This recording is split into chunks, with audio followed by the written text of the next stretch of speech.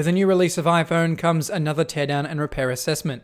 This time, it's the iPhone 14 Pro. In my usual fashion, I've purchased two, so not only can I disassemble them to see what's inside, but see how repairable they are by swapping parts between the two phones. With the $50 price increase from last year, these phones cost me an eye-watering $3,500. So what do we get for our money? Well, not a charger, that's for sure. But we do get a SIM card tray, so I suppose I should be happy about that, as all US models lack a SIM tray. With the silver unit out of the box, it's time for the purple one. These phones look very similar to the iPhone 13 Pro they replaced, so take your bets now as to whether you think they've been made more or less repairable.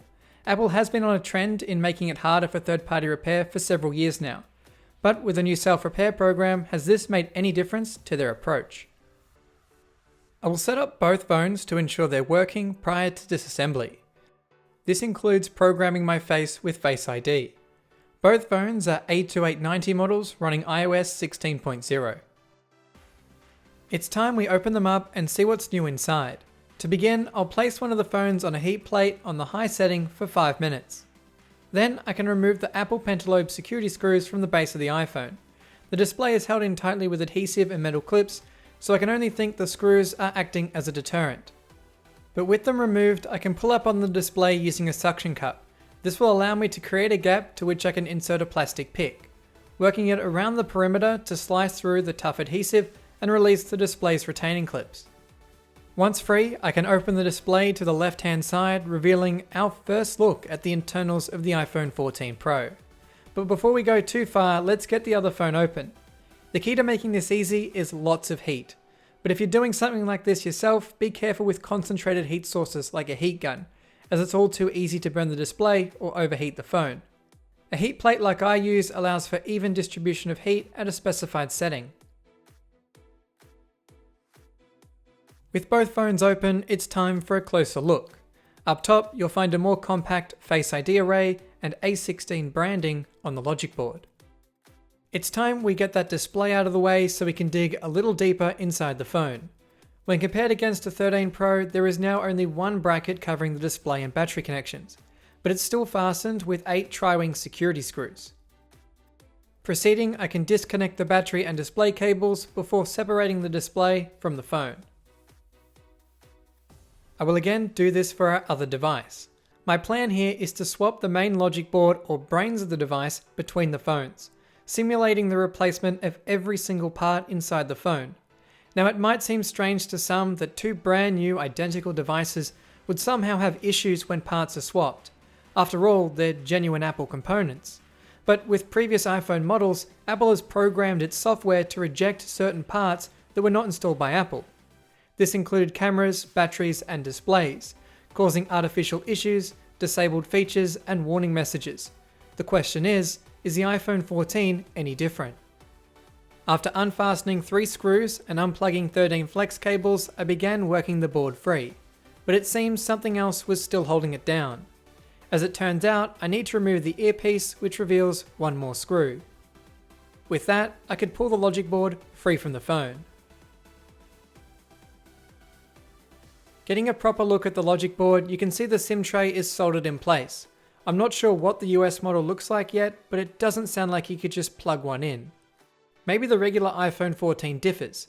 If you want to see that, let me know. Once I've got the other board free, it's time for a switcheroo. Everything inside the silver iPhone is original. The only change will be the logic board from the purple phone. Think of it as changing your camera, display, battery, and whatever else. Doing the test this way allows me to test everything at once.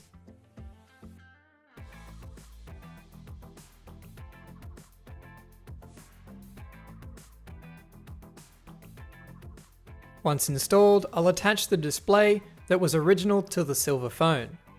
After connecting up a battery, we can test it out. Nothing seems out of the ordinary. That is, until you unlock the phone. I'm bombarded with notifications saying there's issues with my phone and that it's unable to determine if my parts are genuine. But how does it know? Well, Apple gives every part a unique serial number. These are matched to the phone when it's built. As soon as the software detects a change, this is what happens. Each message will link you to an Apple support page, prompting you to take it to Apple for service. These are 2 brand new phones. There isn't anything wrong with them. They also highlight the importance of the phone being serviced by trained technicians. This from the same company who introduced a self-repair program for its users to fix their own things. I felt the program was trying to show Apple becoming pro-repair. So why am I getting these messages? I paid $3,500 for 2 phones, but I didn't pay for the privilege to be allowed to repair them myself.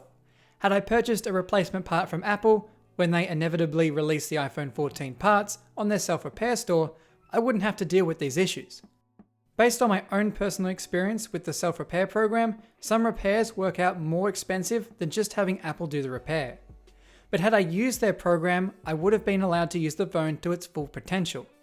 Because these aren't just warning messages, they block certain functionality with your device. Functionality you paid for. And it all starts at the lock screen. Face ID, you can forget about it because it's been disabled. Battery health will leave you guessing. True tone, it's vanished. And auto brightness will leave you in the dark. Let's be real, you can't blame removing auto brightness on safety or security. It just makes the phone inconvenient to use. A perfect example being the new always on display. It dims the screen when locked and can drop the brightness to 0% when it's in your pocket or on a table. When powered back on, it resumes at 0% brightness. Because auto brightness is disabled, you can't see the screen and have to blindly find a way to turn up the brightness. Crazy, right? But we haven't even tested the cameras yet. Good news is, all the rear cameras function in all modes. But the front camera, well, that's a different story. It doesn't load at all. But how do I know I'm not at fault? Despite running into very similar issues on both the iPhone 12 and 13s, I need to make sure. I'll conduct the same tests on our other phone.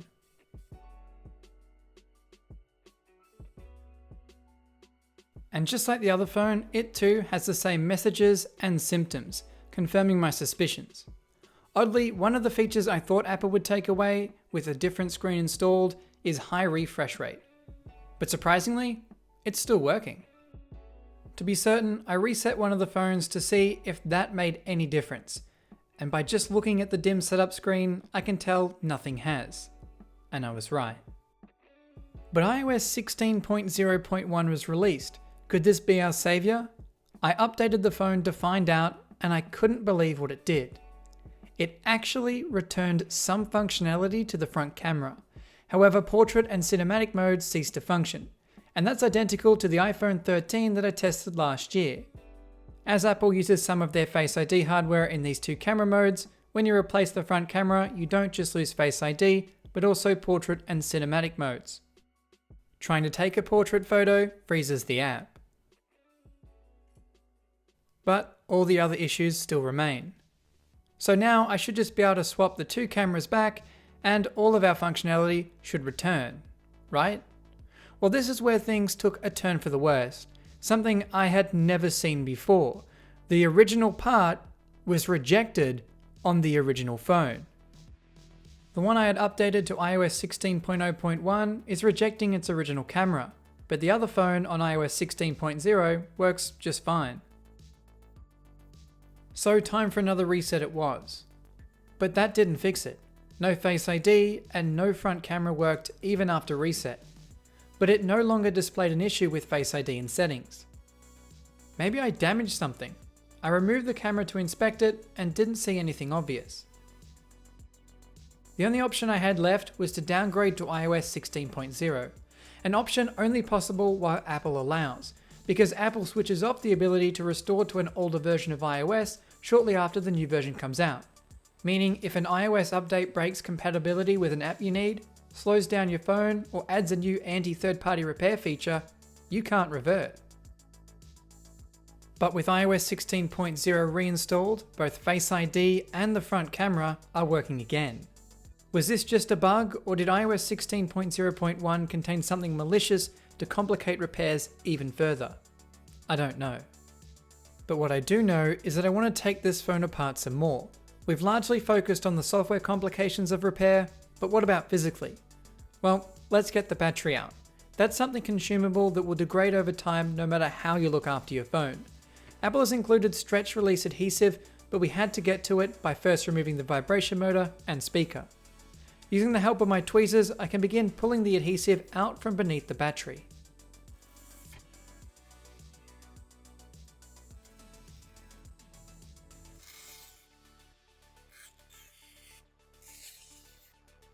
The adhesive looks somewhat inviting, but breaks off so easily.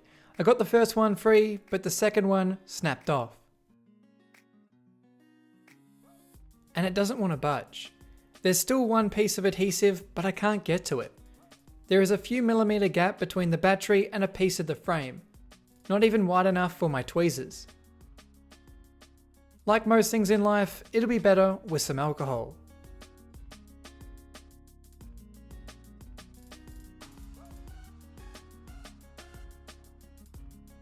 While we're at it, let's take out the gargantuan camera array. It's secured under a large metal bracket that's fastened with tri-wing screws. If there is one positive thing to take away from this video, it's that Apple does a really good job with their cameras. And just look at its size compared with an iPhone 5S camera. What's left inside is a housing that's mostly just flex cables, buttons, and a charging port. But there's still one last thing I wanted to see if Apple improved upon, and that is the rear glass. Can you actually replace it? Going back to the heat plate, this time I could heat the back of the phone. I attempted to separate it using a similar method to the display. However, it appears Apple is still using their incredibly strong glue that might as well be considered a weld because it's that strong. I've successfully removed it on an iPhone 12 using a laser machine and painstakingly flaking it off. But this is as far as I'm going to take it. What we have here is a mostly disassembled iPhone 14 Pro. Most of the commonly replaced parts are modular and could be replaced if the software on the phone allowed. But with anti-third-party locks in place, it doesn't matter how modular the phone is if the software won't let you fix it. And for those curious, no, you cannot interchange the iPhone 13 and 14 Pro displays. It's one thing to pull these phones apart, but hopefully we can get them back together and return them to a fully functional state.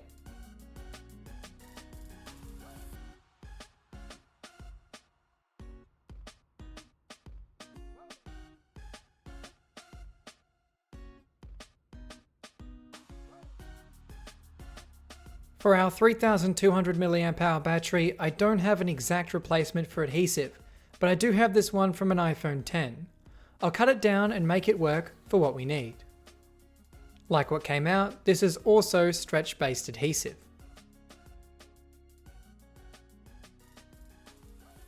After removing all the plastic protective film, I can reinstall the battery into the frame. Now all that's left is the logic board and display. I'll of course ensure I'm reinstalling the original parts, as I don't need a repeat of the issues that come from installing replacement parts.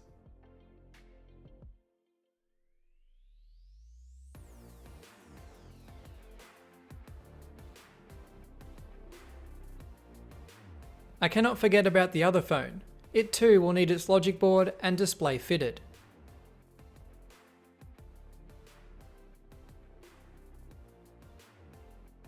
One thing I'm curious to see is how the display fares against having an always-on display.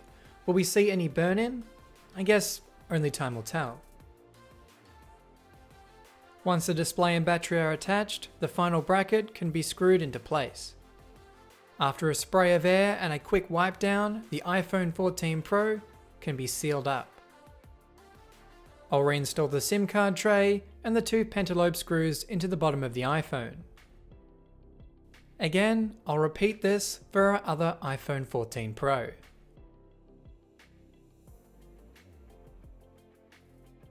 Once I've reinserted the SIM card tray and installed its two pentalobe screws, we're done.